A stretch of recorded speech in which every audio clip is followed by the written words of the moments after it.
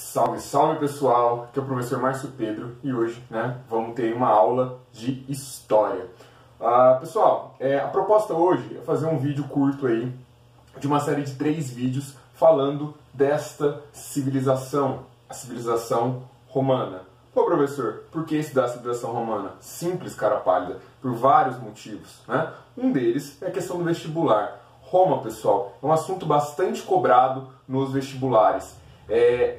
A civilização romana, ela faz parte daquilo que a gente chama de antiguidade ocidental, junto com a civilização grega. E são temas que o vestibular gosta de cobrar, cobra bastante. Então é importante você saber dessa sociedade, né? E não só isso, pessoal. A civilização romana, ela também é importante porque ela é a base da civilização ocidental. Existem algumas características dessa civilização e algumas formas, que eles tiveram lá durante a sua existência que sobreviveram de alguma forma, que foram influenciando outras sociedades.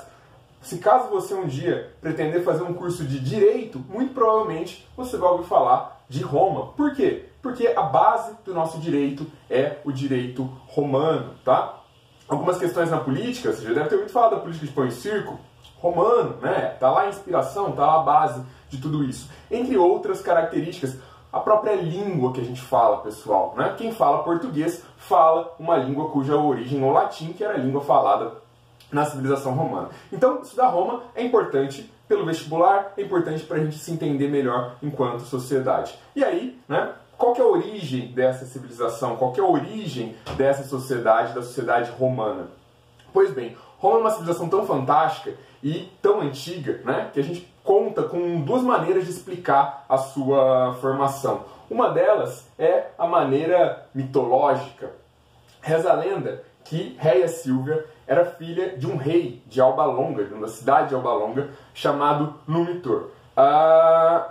Esse rei, ele vai sofrer um dia um processo lá de ser tirado pelo próprio irmão. O irmão vai usurpar do seu trono. E quando ele faz isso, o rei é colocado, é afastado do poder, e a sua filha, a Réia Silva, ela é colocada como uma sacerdotisa. A questão é que ela tinha 2 crianças, Rômulo e Remo. O que vai acontecer com essa criançada? Esses 2 vão ser jogados no rio. Mas, para a sorte deles, eles sobrevivem, vão ser amamentados inicialmente por uma loba, depois eles vão ser criados por camponeses, mais adultos eles voltam já, retomam o trono para o seu avô, e feito isso, eles vão fundar uma cidade. Esta cidade seria a cidade de Roma. E essa é uma explicação mitológica. Detalhe, Rômulo e Remo, eles seriam filhos do deus Marte, com a Réia Sílvia.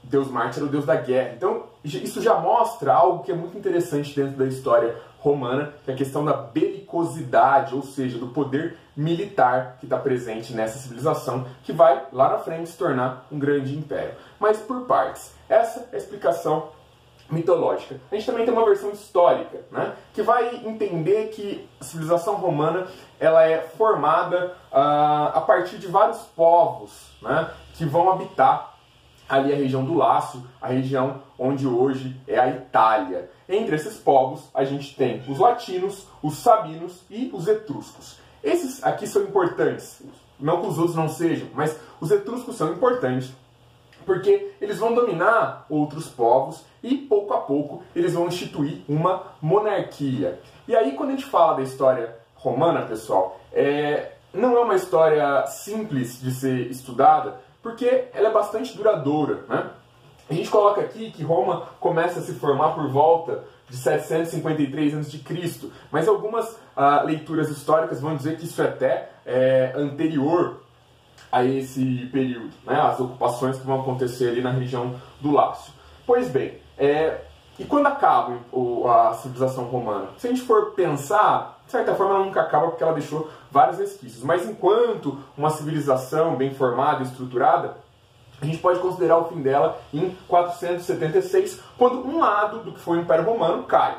O outro lado vai se tornar o Império Bizantino, mas são outras histórias que a gente vê em outro momento.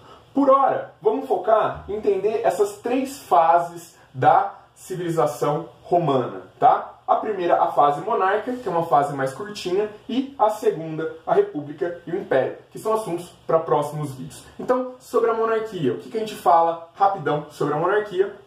A gente vai falar que nesse período da história romana, eles eram basicamente agrícolas, né? A vivência no campo era muito forte, a intensidade ali da vida dos caras era muito voltada para o campo.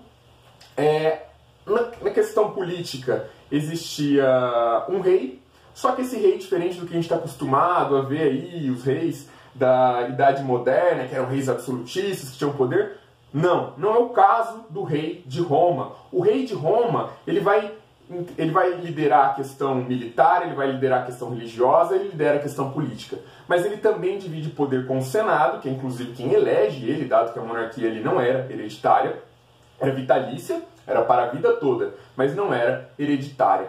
E, além disso, tinha a Assembleia Curiata, que era uma assembleia na qual os patrícios, né, principalmente, faziam parte dessa assembleia. Principalmente não, né? Eram os patrícios que faziam parte dessa assembleia. Então aqui, nesse período, a política tinha rei, mas tinham outras instituições políticas, como o Senado e a Assembleia Curiata, que dividiam o poder com o rei. Acontece que, em determinado momento, esse Senado, junto, né, com essa Assembleia, que era ocupada ali pelos patrícios, eles vão acabar dando um jeito de dar um golpe no rei, tirar o Tarquínio do poder, que é o último rei de Roma, e aí a ideia deles era, vamos acabar com essa história da gente ter um cara que governa as coisas. Vamos começar o nosso grupo aqui a governar entre a gente. E aí a gente vai ter origem a uma nova fase da história de Roma, que seria a monarquia, que seria a república. Então, por hoje é isso aí e até a próxima.